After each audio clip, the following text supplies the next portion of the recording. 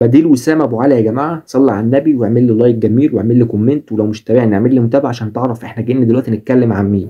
اسد الحملاوي هو مهاجم سوبر عنده 24 سنه، مهاجم بيلعب في الدوري البولندي وجنسيته الاصليه فلسطيني، هيتقيد كلاعب محلي. نفس خطى وسام، الاهلي ماشي في الطريق الصحيح. الاهلي والزمالك الاثنين يرغبوا في انضمام اسد الحملاوي لفريقهم. فيلا بينا نشوف مميزات اسد الحملاوي مع بعض. من اهم ما يميز اسد الحملاوي نفس النظام اسامه ابو علي. يا جماعه اسامه ابو علي كان اللي بيميزه اكتر ان هو بيضغط على المهاجمين المدافعين من قدام. اللي بيميز اسامه ان هو بيضغط على الاثنين مدافعين من قدام. نفس الموضوع في اسد الحملاوي، نفس الكلام ان هو القوه البدنيه العاليه، ونفس الكلام ان هو بيضغط على المدافعين من قدام.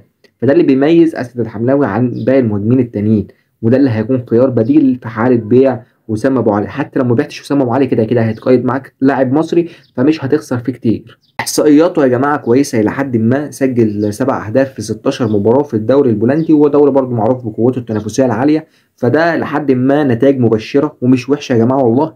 اجمالي المشاركات يا جماعه شارك في 142 مباراه، قدر انه يسجل خلالهم 44 هدف وعمل 2 اسيست. ده بيدل ان هو مهاجم جبار يا جماعه. في 42 يعني 142 مباراه وسجل 44 هدف، حاجه كويسه خالص مش وحشه يا جماعه. قيمته التسويقيه يا جماعه مليون دولار، وممكن الاهلي يجيبه ويخلص فيه باقل من كده لو انضم للنادي الاهلي.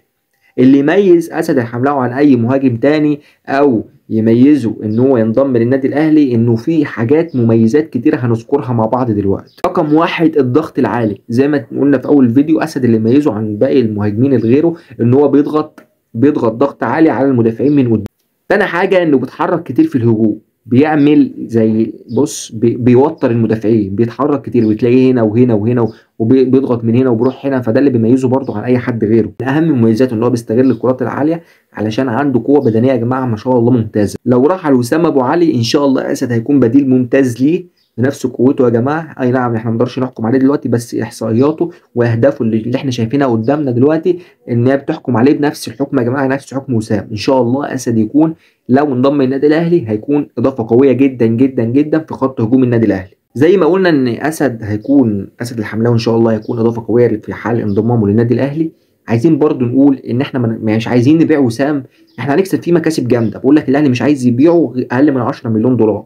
حقه. هيقول لي ازاي ده الاهلي ما بيستفادش مش عارف ايه، والاهلي بيجيب فلوسه منين؟ انا شفت بطوله كاس العالم دي استفدت منها ماديا، وان انت تقدر تسوي منها لعيبه تجيب 100 ملايين الدولارات.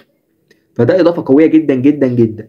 طب وسام ابو علي، احنا مهاجم، احنا قعدنا اكتر من 10 سنين ما عندناش مهاجمين بنفس قوته وبنفس تهديفه وبنفس كل حاجه. هنستفاد منه ماديا بس هتقول لي بقى امكانياته اعلى. طب احنا هنعمل ايه طيب؟ انا عايز نقتنع مع بعض كده ان احنا لما نروح مثلا كاس عالم او نلعب ماتشات قدام فرق مثلا معاه لعيبه قويه، هنعمل ايه طيب؟ هنقول يعني هنرجع وسام مثلا اعاره؟ فاحنا لما نمشي لاعب عايزين نجيب لاعب بنفس قوته. لاعب بنفس قوته. مش عايزين ان احنا نهري في الفاضي ونضيع اللعيبه من ايدينا. هنكسب ملايين، بس احنا عايزين زي ما احنا قلنا ان احنا نستفاد منهم ماديا وفي الملعب. مش عايزين ان احنا نيجي بعد كل ده ونجيب مثلا لو جبنا لاعب بديل لوسام ممكن ما يأديش نفس اللي وسام بيأدي بيه، او ما يبقاش هو في نفس المستوى بتاع وسام. طب احنا ساعتها هنعمل ايه؟ احنا ساعتها بقى نقول يا ريتنا ومش عارف ايه، احنا مش عايزين نوصل للنقطه دي. فاحنا دلوقتي بنختار مع بعض اللعيبه اللي تقدر انها تسد مكان وسام ابو علي. طبعا لو وصلت لحد هنا ما تنساش انك تشاركنا برايك وتعمل لنا لايك جميل وتقول لنا هل اسد هينجح في منظومه الاهلي او لا.